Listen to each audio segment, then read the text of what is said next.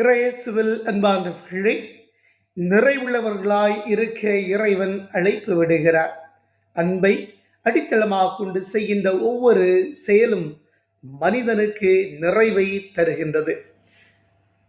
அன்பு என்பது அது பாசமாக இருக்கலாம், பரிவாக இருக்கலாம், பகிர்வாக இருக்கலாம், உணர்வாக இருக்கலாம்.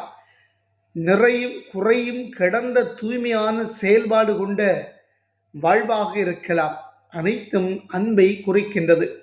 மனிதம் நிறைந்த செயல்பாடும் வாழ்வும் நம்மையும் பிறரை நிறைவுள்ளவராய் இறைவன் நம்மில் வாழ்கிறார் என்பதையும் எடுத்துரைக்கும்.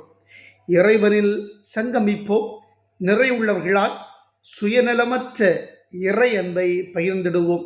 திருப்பாடல் 106:1. ஆண்டவருக்கு நன்றி செலுத்துங்கள், ஏனெனில் அவர் நல்லவர், என்றென்றும் உள்ளது அவரது பேரன்பு.